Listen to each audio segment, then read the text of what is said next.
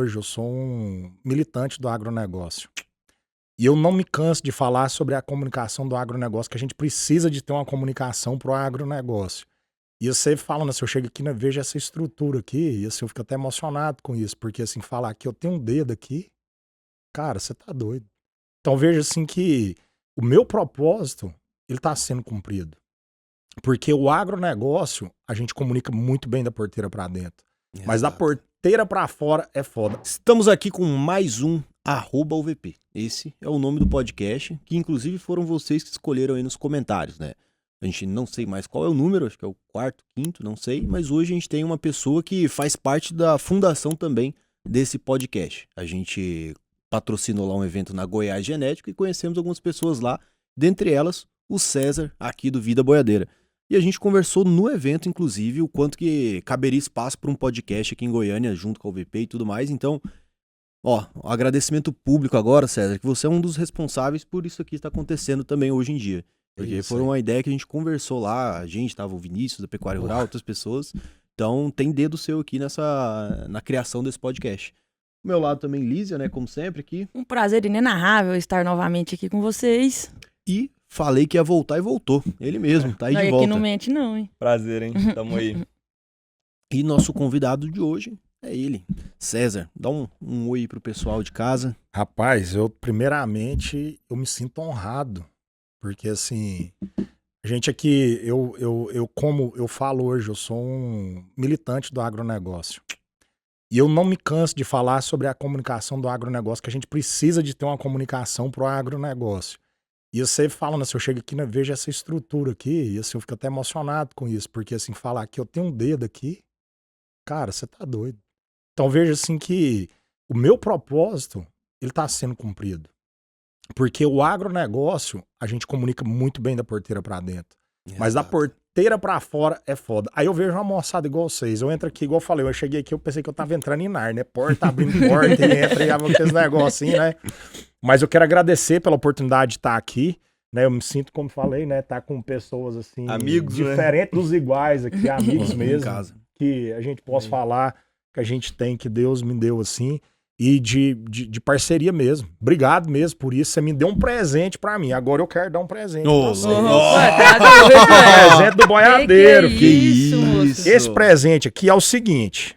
Toda vez, quando a gente vai numa fazenda, a gente sempre, vocês sabem que tem fartura, né? Que a turma gosta. Nós tava brincando disso, que vai lá em casa, eu trago 20 abacate pra minha mãe. É isso. Então, tipo assim, eu aprendi que a gente tem que chegar num lugar e a gente tem que levar presente também pra gente sair com presente de lá. E nada melhor do que um presente de um boiadeiro, né? Então, e a caráter mesmo, filho. Pois até o negocinho de marrar Embrulhado no jornal. Embrulhado no jornal. Primeiro tá aqui, esse presente aqui. Obrigado. No... Aí é chique demais. Aí, hein? Ó, e detalhe, ó a chave do meu carro aqui, ó.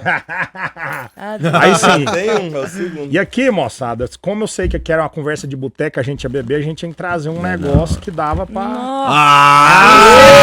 Fala comigo, boiadeiro! Chama! Você tá doido aqui, ó. A rapadurinha sertaneja mesmo. Até os meninos da câmera ali já tá olhando. Você tá doido. Bem bom. Então tá aqui. Aí, eu vou dar alguma coisa. Não, moço, eu vou dar alguma coisa nesse trem. Aí tem sim. uma usabilidade Não, pro então, canivete por favor, agora. pode fincar Vai. o teu bicho aí. Não, eu vou ficar assim, ó. Como é que é? E vamos lasqueando o trem aí. Vai lasqueando, então. Vamos deixando aqui, vai deixando. Bom demais, cara. Bacana demais. O canivetinho tá duro, filho. Pegar na beirada. Rapaz, Não. Bom que furou a mesa também. Vou cortando os pedaços. Mas é assim Mesa mesmo, é boa pra gente. furar mesmo. Quem faz... O negócio tem jeito não, filho. Quando faz Quando é ao vivo. desse tipo mesmo. ó, inclusive, deixar aberto aqui que tá aqui o arroba dele, Vida Boiadeira. É um dos grandes canais. Ô, eu quero aproveitar e eu quero falar o seguinte, ó, a turma que não sabe, por que eu trouxe esse trem no jornal, moçada? Porque é o seguinte, antigamente, quando a turma ia pra cidade, a turma mais velha, antiga, meu bisavô, meus avós, na época não tinha sacola, não tinha esses trem. Então, o que a turmada ia fazer porque ia a cavalo ou ia de carroça pros negócios? Embrulhava no jornal. Meu avô, tem uma conta, uma tia minha fala que meu avô, na época, ele levava picolé pras meninas. Como que ele fazia? Ele pegava o jornal, embrulhava o picolé no jornal. Até antigamente tinha uma sorveteria aqui em Goiânia que fazia isso. Só que aí não é, você fala, não é higiene, não sei o que lá, blá, blá, blá.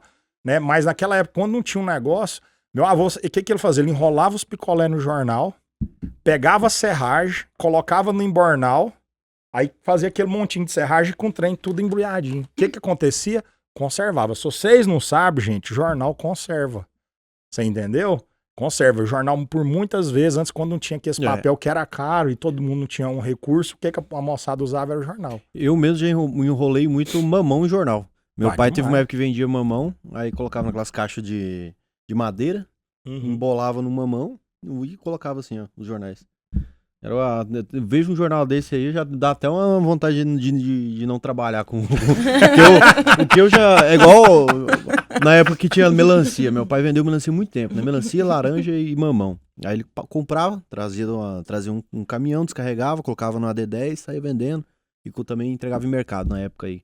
Melancia era mais jornal. Cara, eu vi uma melancia. Hoje eu vejo uma melancia, eu falo, nossa, melancia boa. Eu falo, não, cara, não fala de melancia mais não, cara. De melancia eu já vi demais, cara. Já chupou demais, nossa, já.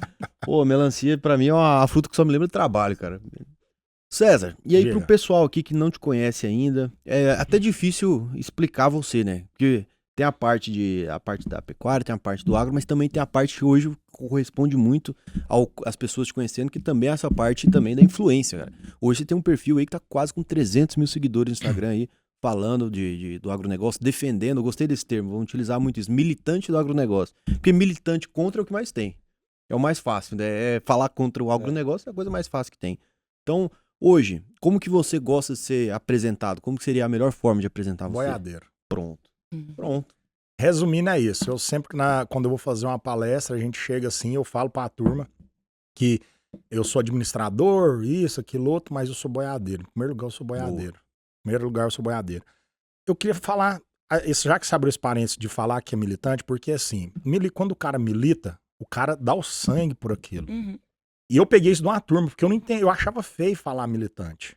Achava feio, não gostava muito desse tonão, porque dava um trem de esquerdista, de gente que fazia ruaça, aquele negócio. Mas não é, irmão. O militante, ele é imparável. O cara não para, o cara sofre um golpe aqui, ele já dá um jeito de fazer uma estratégia para ele poder ir ali, ele não cansa de fazer isso.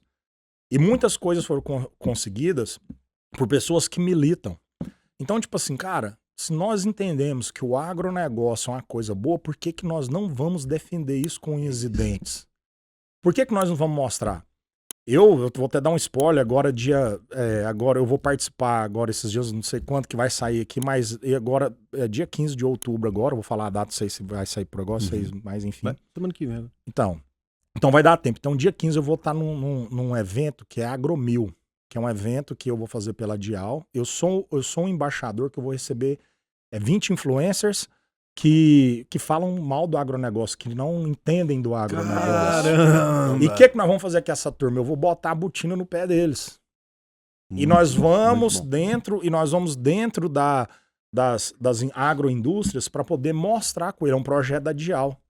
Legal. Então, quando eu conversei com esses caras, eu vi que esses caras não... Tipo assim, a primeira vez que eu vi eles, eu vi um pessoal da favela, cara. Eu recebi um convite, eu falei pra ele, eu me coloquei, né? A gente precisa ter atitude, né? Eu falei assim, cara, eu vou levar você, a próxima vez que você vir aqui, você vai andar de mula comigo. E eu quero andar na garupa da moto lá no Morro do Alemão com você. Ele falou, tá feito. O cara foi tão de boa, eu perguntei pra ele se ele achava que o agronegócio, a gente tava dentro da feira de Rio Verde, né? A Tecnoshow. Perguntei pra ele se ele entendia que o agronegócio tinha aquela dimensão. Ele nunca tinha visto. Às vezes, as pessoas falam mal do agronegócio porque eles não entendem daquilo que eles estão falando. Eles escutam um ruído de alguma coisa, como eles vivem em lugares, em selvas de pedras, em tudo. Então, eles pegam aquilo que é ruim, que lógico, dentro do agronegócio, a maioria faz o bem, mas tem a minoria que faz, que é a pouca minoria que faz coisas erradas. Que estão aí, mas os caras que trabalham certo, o que eles fazem? A coisa certa. Então o que acontece? Eu entendi que eles são militantes, irmão. Eles lutam por uma causa. Nós lutamos por uma causa. O que a gente defende? O problema né? é que a gente luta internamente, a gente luta. Mas não externamente, como você está colocando. Esse é um ponto interessante. E é uma coisa muito importante. A ideia que a população total, principalmente brasileira, que tem do agro, é culpa do agro. Por quê? Porque o agro corresponde a 30% diretamente do PIB do Brasil, ou seja, o agro que paga as contas, O agro é quem trabalha, o agro é quem produz, veste, come, dirige, é o que produz tudo. Só que quando é para defender alguma crítica do agro, é muito comum falar, não, deixa esse povo para lá. Só que a grande questão é que o agro, ele precisa entender que a comunicação para defender quem tá falando mal, quando tem uma notícia de queimado, fala quem queimou é tudo fazendeiro. Isso é o agro que tá botando fogo. Tem que defender, cara, tem que botar e o povo não entende que um fazendeiro nunca vai colocar um fogo. Já foi a época que o povo roçava, e realmente lá atrás colocava. Só que o cara hoje, ele entende que se ele colocar fogo na fazenda dele, ele vai perder um monte de coisa com isso. A terra fica estéril em 10 centímetros, irmão. Ali. Perde nutrientes. Ah, mas a cinza, não sei o quê. Mas o cara não vai fazer isso. Por quê? Porque até recuperar a terra, o gado que a pessoa tem lá, a cultura que a pessoa tem lá, ele perde muito mais do que ele fazer isso. É loucura a pessoa falar que um fazendeiro foi lá e colocou.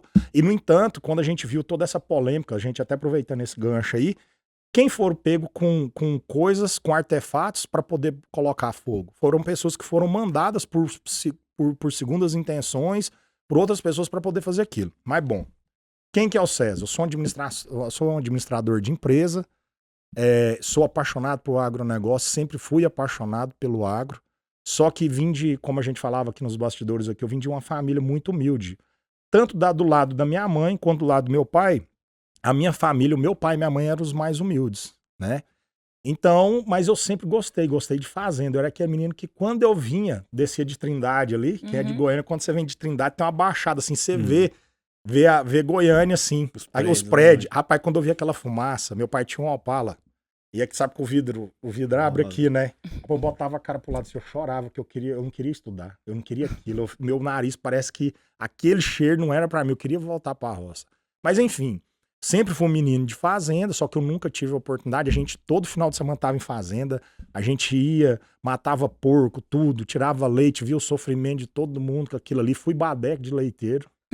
Já entrei atolado. Hoje eu divulgo, faço os meus reacts falando do agronegócio, que as pessoas fazem as coisas erradas, defendendo aquilo que tem. Acabou que mas é fácil falar de trás do telefone, numa tela, no ar-condicionado. Rapaz, mas eu já tomei esfrega de vaca, eu já corri de vaca, já carreguei latão de leite, já trabalhei. Eu morro de medo de gado, eu tenho medo. Só que quando você entende de manejo, quando você entende das coisas, você tem segurança no que você tá fazendo. E eu já ganhei vários peão meu que eu falava assim, beleza, não dá pra fazer não, mas se eu fazer, vocês fazem do jeito que eu tô fazendo. E os caras sabiam que eu tinha medo. A hora que eu entrava lá, e uma dica aí pra turma aí, se quiser ensinar os outros e quer ter moral, irmão, dê exemplo. Conta resultado, ninguém fala nada.